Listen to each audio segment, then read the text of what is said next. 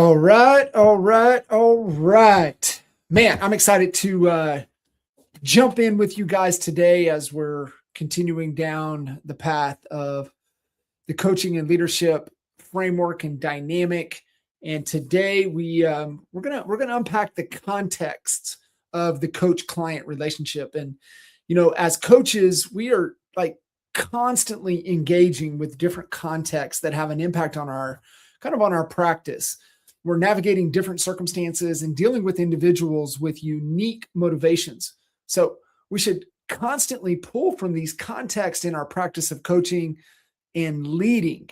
Whether it's a struggle over resources or a disagreement about ideal outcomes, these contexts are always in play. Ultimately, we need to embrace these contexts and learn how to successfully navigate them both in our interactions with clients and the people we lead. With the right skills and strategies in place, we can always pull insights and inspiration from these ever-present contexts, helping us coach and lead more effectively. So let's dive in. There's going to be 5 contexts that I want to dive into that are also going to be, that you flow in and out of in every interaction with clients, with your team, with individuals, whether you're coaching or leading. And so let's dive right in. Number 1, remember, 2 ears and 1 mouth for a reason, right? Sometimes we just need to shut up and listen. We know that communication is key. And as coaches, we have to listen to the words that are happening in our conversation.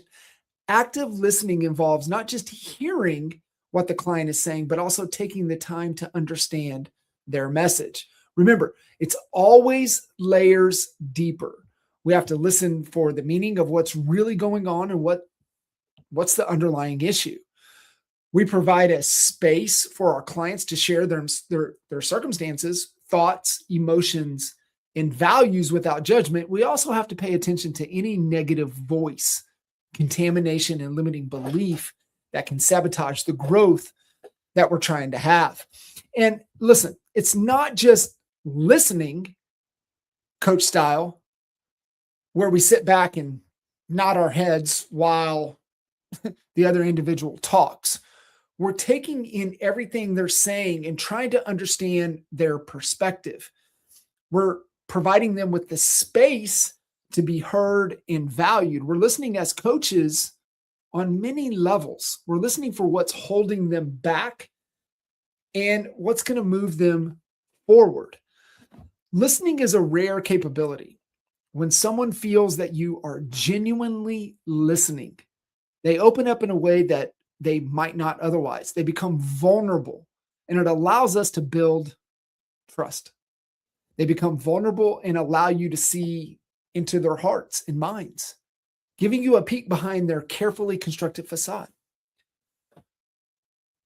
Through listening, we are able to build trust with others, an essential component to any healthy relationship. The ability to truly listen can bridge the gaps between people and take your interactions to the next level. So we must put in the effort to become great listeners and reap the rewards in our relationships. Context number 2, trust your gut. This is an alignment to your values. We all have this energy about us, and we've all been in a situation with another human being where something just didn't quite feel right. Can't quite put our finger on it, yet it's that innate sense that tells us when something feels right or wrong. It's usually the unspoken. This is what makes it hard to build trust because you don't feel authenticity. Establishing trust is often easier said than done, especially when there is an unspoken element lurking beneath the surface. This is where our energy is off, our intuition kicks in. Our hunches, our gut feeling kicks in most of the time is when we're around someone who is not congruent to who they say they are. They're just out of alignment of their personal values. So another is being clear on what they value. Are they living in alignment to those values? That's where the energy stays consistent and the negative energy doesn't kick in. Our intuition as coaches and as leaders allows us to uncover when someone is holding back and allows us the chance to open the door for a conversation to be had. So, context number 1, 2 ears, 1 mouth. Just shut up and listen. Context number 2, trust your gut. Are you in alignment? Are they in alignment to their values at their core? So number 3 is what we call the context of Curious George. If you're old enough, you know who Curious George is. If you're young enough, you might not. Just Google it. What is Curious George? And it's just a reminder to always be asking questions, right? Here's a question for you. What is your question to statement ratio? This is a writer downer. What is your Q to S? What is your question to statement ratio? Our job as coaches and leaders is to ask the tough questions, to always be leading the discovery process.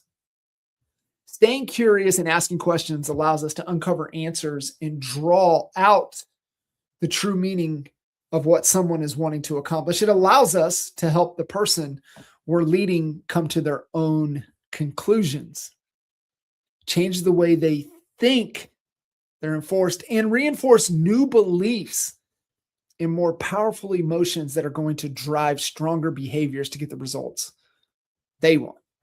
Being curious and asking questions allows us to explore deeper areas of their life and helping them be curious about what they will find. It allows us to get to the root of the issue and ensure that we're providing them with the best possible results. Asking powerful questions allow for powerful breakthroughs to happen. Can't get through the breakthroughs without the powerful questions. When we stay curious, those that we are coaching and leading become curious about themselves. It becomes contagious. This process of self-discovery can be both empowering and transformative, leading to breakthroughs that would not have otherwise been possible. What's more, asking questions also allows us to stay curious about our clients in their unique circumstances. This curiosity helps to create a safe space where clients feel comfortable exploring new ideas and trying new things.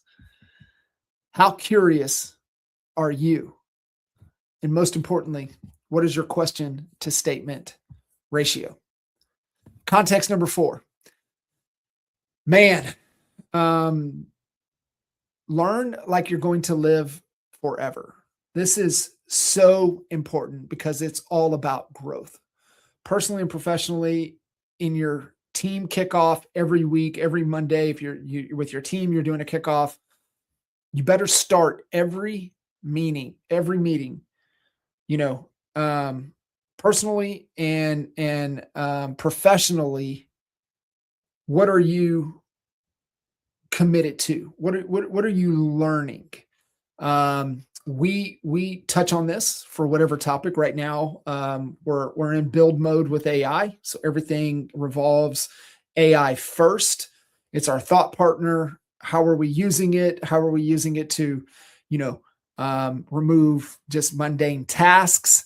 I tell my team all the time, the first person to replace themselves with AI wins, right? So you're going to move on to bigger and better things with us if you can work yourself out of a job description.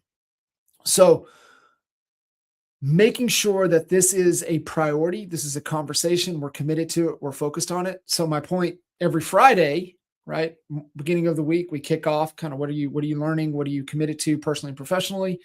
It's our number one core value, right?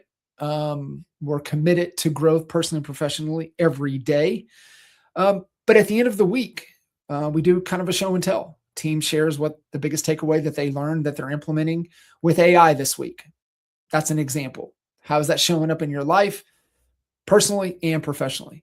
Because what we have to remember, It's always about moving forward, where we are learning and growing personally in our happiness buckets of health, wealth, and relationships. Whether it's learning new skills, gaining new knowledge, changing our perspective, progress is always achieved through growth.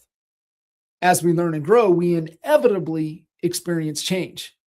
So continuing to learn and taking action is a combination of courage and change. As the proverb says, you're either growing or you're dying.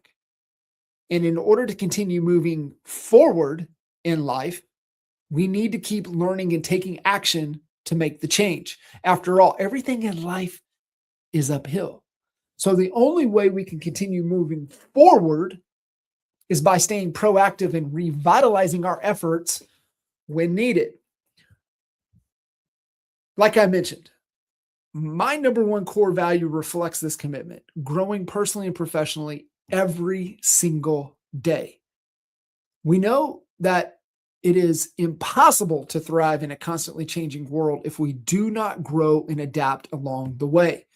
That is why we place such a strong emphasis on self-improvement and continued learning.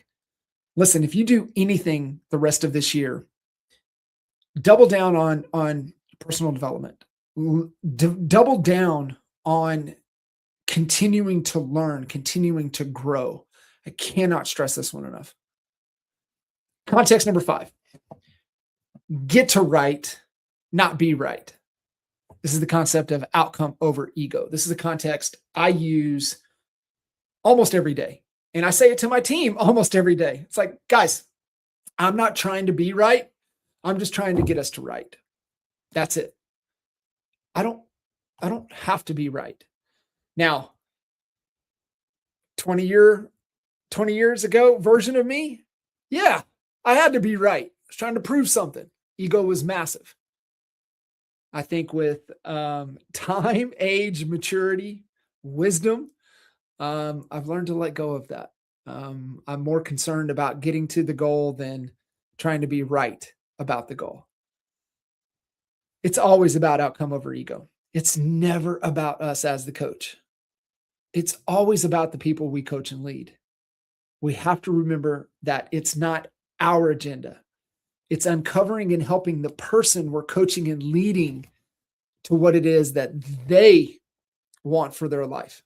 After all, the ultimate purpose of coaching is not to impose our own vision onto others, but rather to empower them to find their own path and uncover their own freedom.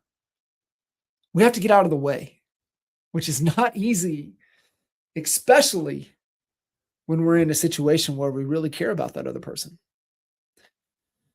We have to remember that we can't want it more than they want it for themselves. It's so hard, and it shows up the most with our kiddos, right? We have to remember it's not about me. It's always about them. So picture this for a second, right? You're a coach and man, your client is struggling. They're trying, but they just can't seem to get out of their own stinking way. As much as you want to help them, you know that you can't do it for them. You have to let them find their own way. It's not easy to sit back and watch someone you care about struggle, yet it's necessary. Our job is to help them understand what is right. Letting go of trying to be right has to start with us before we can instill it into another. It's about giving up the need to look good and be right so we can help them tap into the resources within themselves. Those are the 5 contexts that are always in play. We have to be world-class at listening to better understand their perspectives and their needs. Make sure we listen to our gut. And if something feels off, it probably is. Stay curious, ask questions, monitor our question to statement ratio to get a deeper understanding of the issue at hand. We have to make sure that we're continuing to grow personally and professionally every day and be conscious of what we're doing to advance ourselves. Finally, it's not about trying to put the spotlight on us and look good. Okay? You're going to get crushed if that's your intent. What the intent must be, it's about getting to what is right and leading our clients to discover their own path to freedom. Those are the 5 contexts, always in play, always present, and extremely important for us to utilize, model, and pass on to the ones we're leading.